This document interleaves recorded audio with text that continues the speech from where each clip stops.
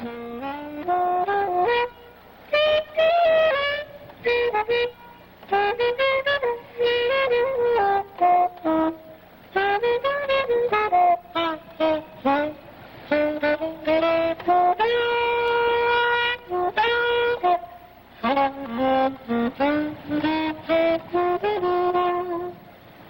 Street used to be the real cream of the crop. Everybody came here. To be the real cream of the crop. People used to come from the rural. They used to come from Arkansas, Mississippi, Missouri, everywhere. And Beale Street was really thriving. This was it was the town. This was it. Memphis and Beale Street. Everywhere I went, anywhere in the world, they always say, yeah, you from Memphis? How is Beale Street? And they don't know how it is. It's nothing but boarded up buildings, maybe 1 or 2 stores.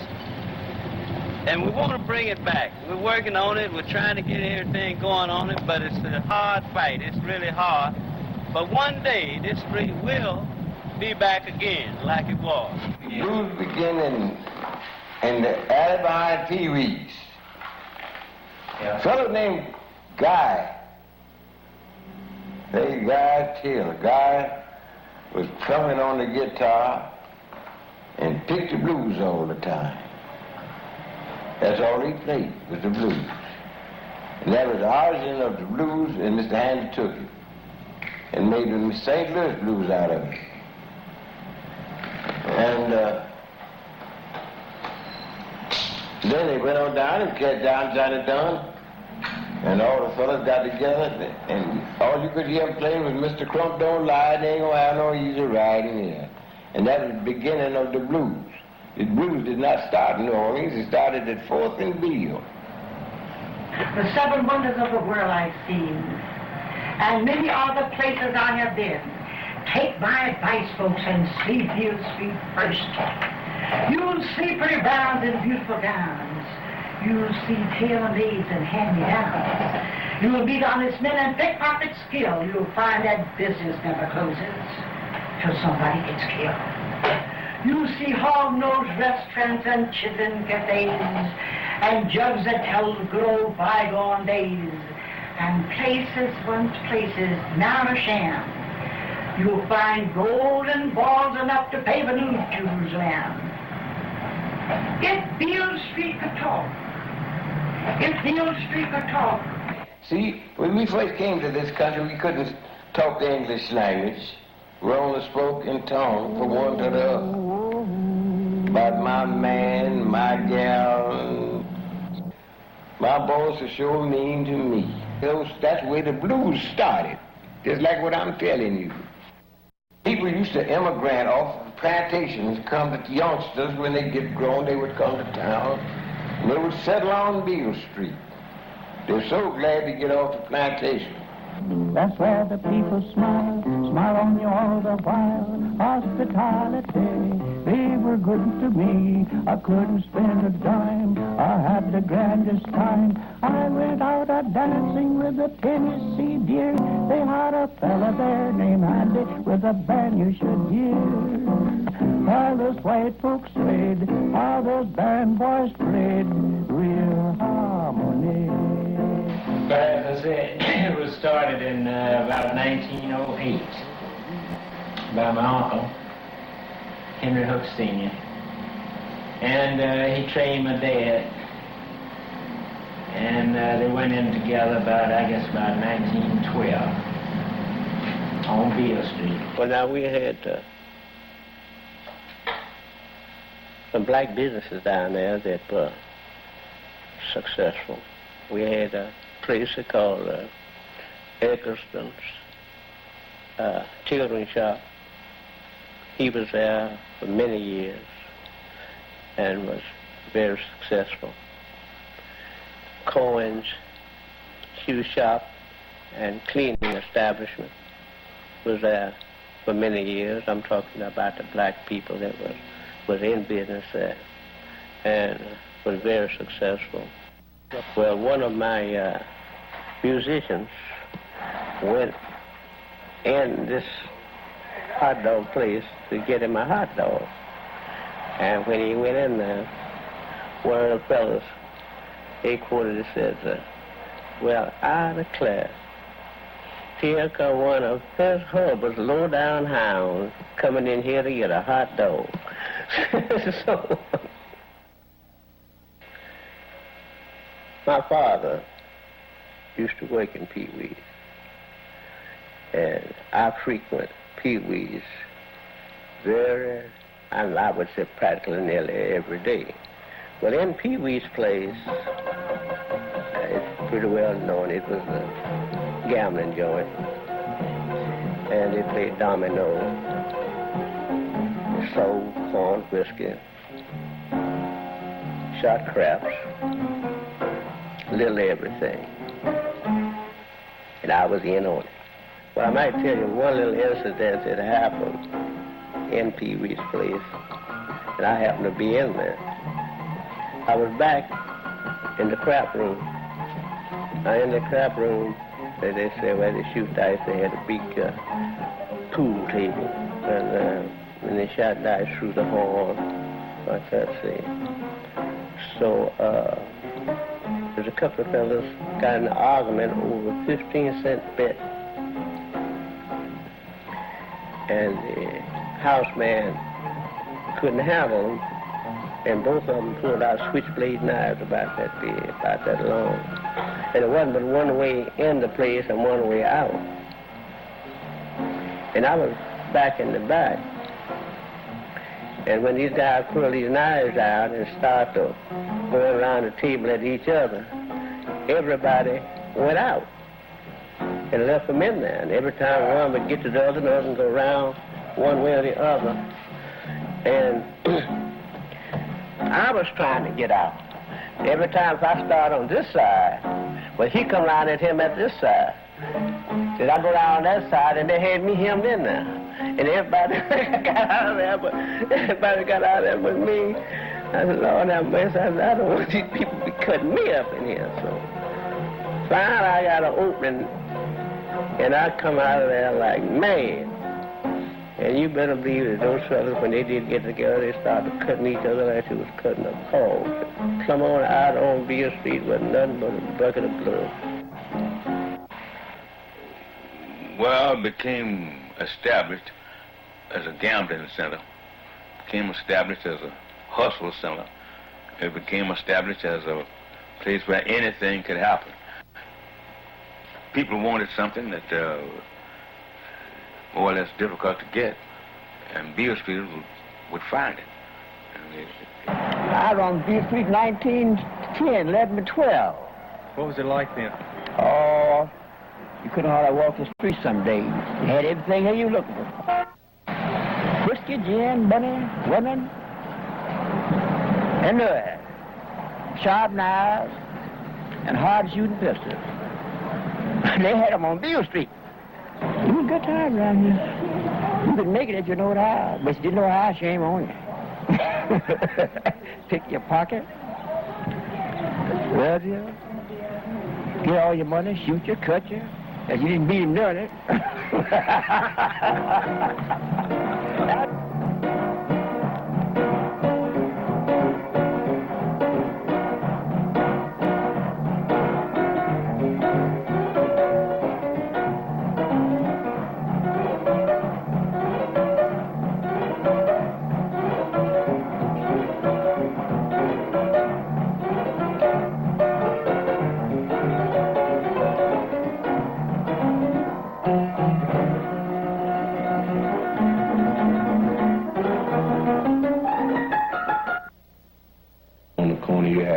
Store,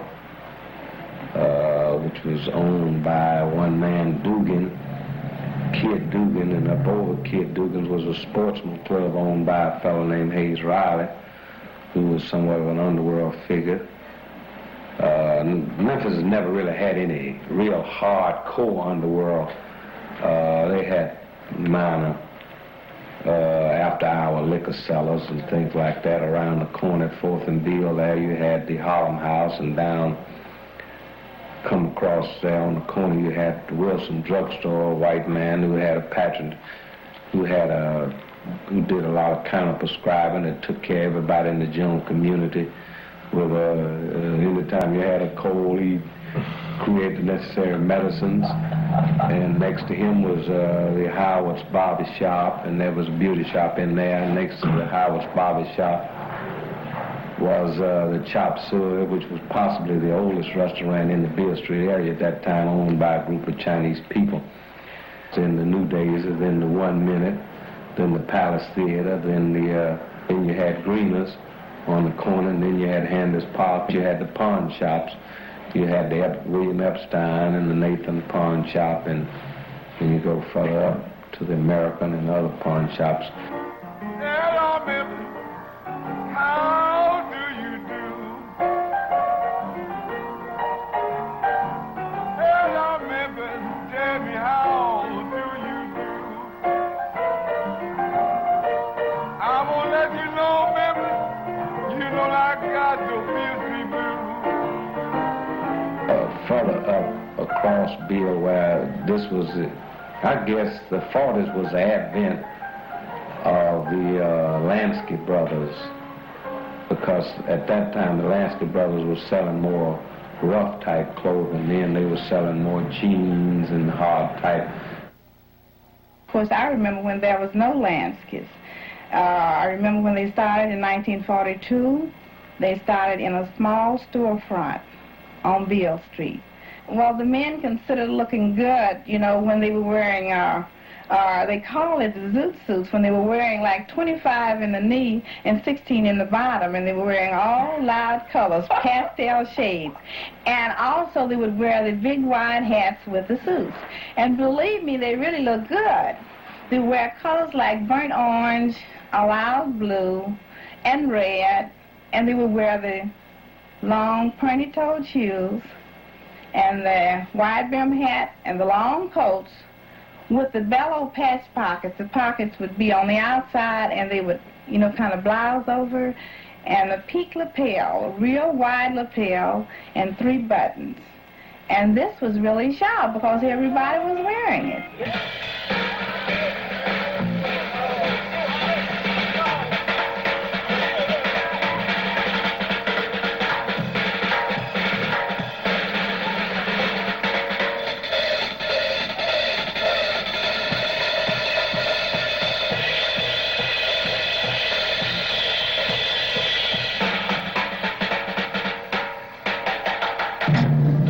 Amateur time, you know, at the Palace Theater. And I entered that, you know, every Wednesday night, so I had a chance to win a couple of the contests there, you know. And that's where I really got discovered, actually. Beale was, well, I don't know, I think it was kind of a stepping stone for a lot of people in this area. This was the kind of a boost off, you know, because it has its own history. And whether it's good or bad, I love it because that was my beginning.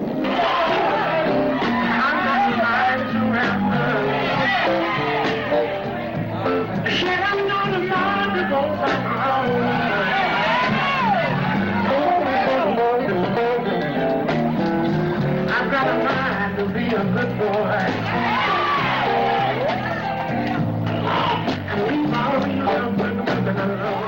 Bobby Blue Band was more or less discovered on the amateur night on Beale Street. That was when he was first presented to the public as such. But he had to be presented to Nat D too. That's what they call me, Nat D. It's so much that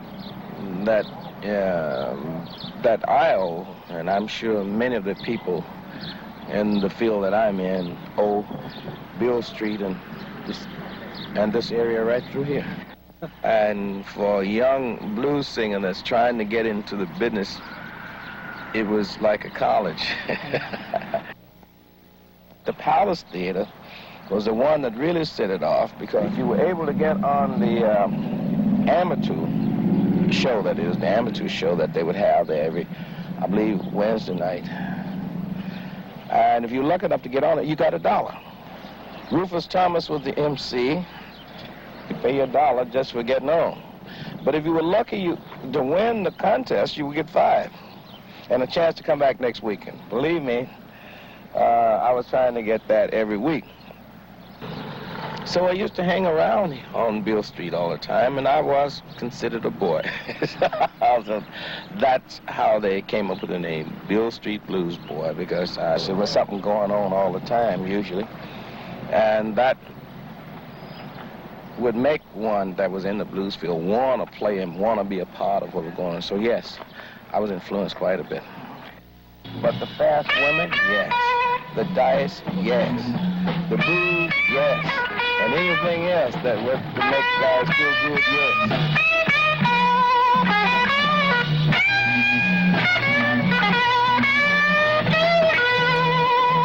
We was down on Beale Street for 22 years, I imagine. So well, all the musicians come through here and got stranded. We was the only hotel down there, about 30-some rooms, could afford to sleep them and board them. Did B.B. King play down there? Well, we was the first and took him out on his tour. He's the first professional tour that he ever left on. I didn't say nothing to you, baby, when you was wearing bikinis for clothes. I even sit around and watch you, baby.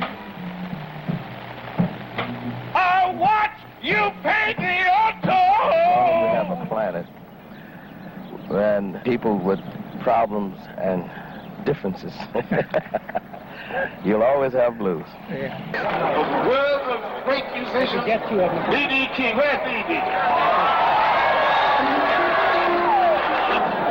But today, that $1 have meant so very much, and the guy that was the cause of it, ladies and gentlemen, Mr. Rufus Thomas. Rufus Thomas.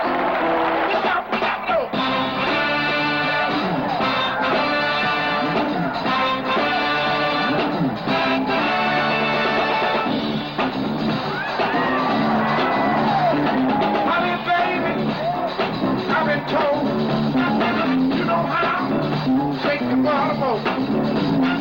I got to see for myself. You got it for the left. Break down to the left. Break down to the right. Break down to the one. Go on. Break down to the. Break on down. Break down, tell them.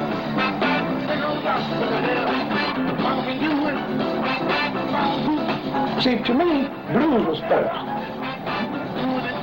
Then gospel. Now, I tell you why it's blues gospel. Blues was relating to hurt, pain, misery, rejection, humiliation. You turn to something that can give you relief from all this. And then you say, oh, Lord, help me. And blues and gospel are just as close together as twins within their mothers. I was here the day the march took place, and I saw the very beginning of the march. In fact, they put a little stick on my arm as a marshal. But in the hands of the very young blacks, they gave these tomato sticks about 4 feet long, and they're supposed to have banners on them. I remember I was right in front of Swabs. And suddenly, you never heard of it, they started beating out windows, all up and down. Jim Lawson says that there were infiltration by people or elements provided by some agency in America, without indicting any agency by name. He said, Jim Lawson said, that there were a heavy influx of out-of-town young troublemakers, plus a heavy group of mad young people that were really not a part of the real interest and the purpose of the march. In these later days, when we have heard all of the things about the collusion between police, the CIA, and those who, people who had come in to stir up riots, it's brought a lot of memories to my mind of why in the world did the policemen try to stop the breaking of the windows.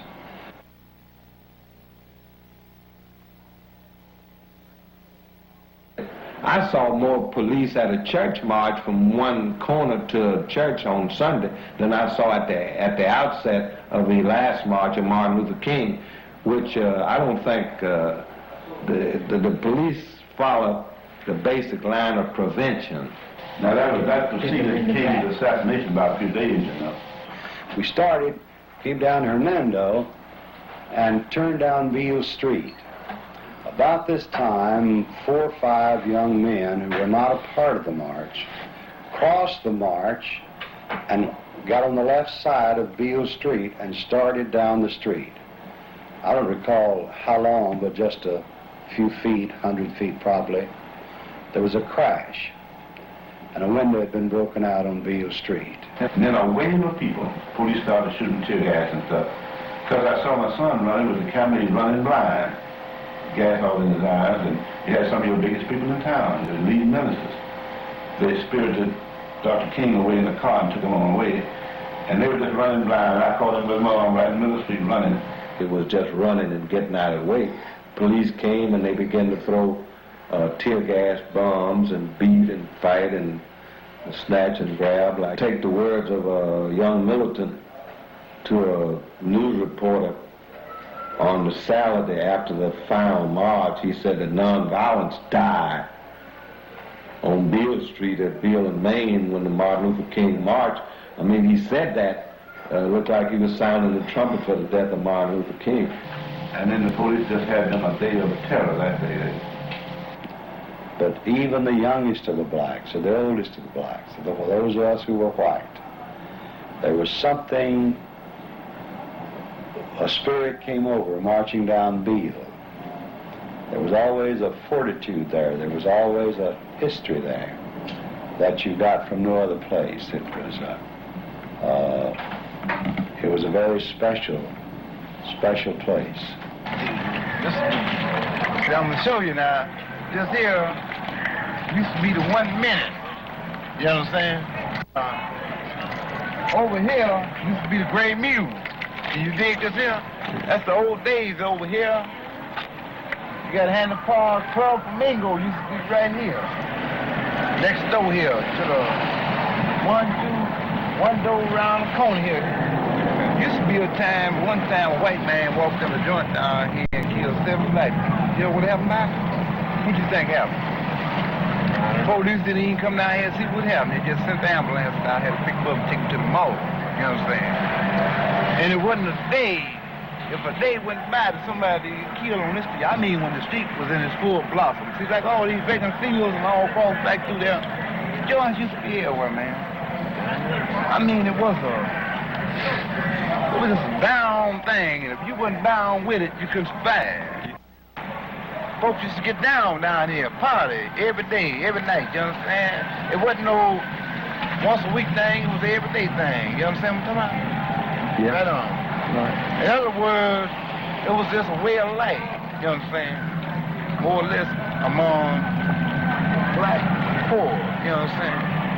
Yeah. The people that didn't really have the means to party, but they had it within themselves to have a good time regardless to their financial condition or to their mental strength and so forth. And as long as like they say, the niggas stayed on Beale Street, they was okay, shit out here and kill each other, shoot each other. It was cool. But don't hit Main Street. You know what I'm saying? Don't go down there with white folks there. As long as you stay down here and kill up each other, it's all right.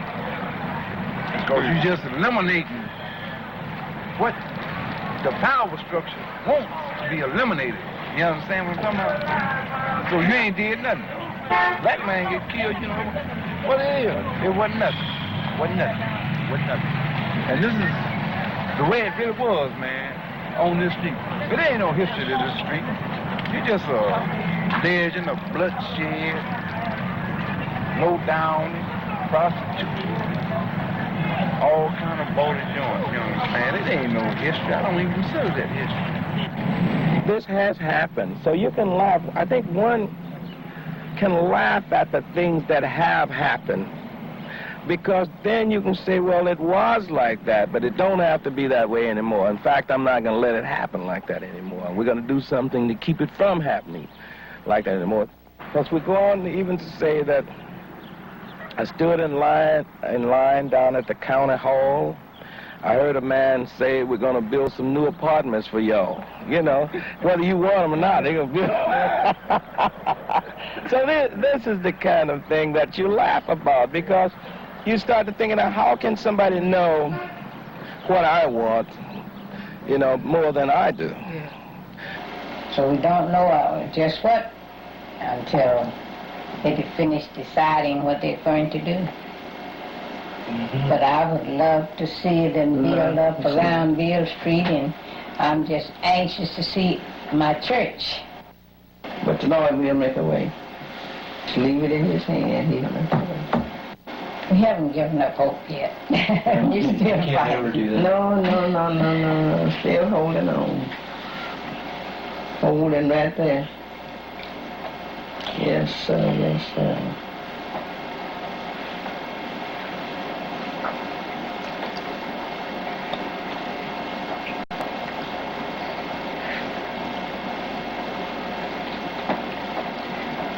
The memory that we have, we older ones that's been around, the contribution that have, you know, gone to the world from this place, it sure shouldn't be left to die.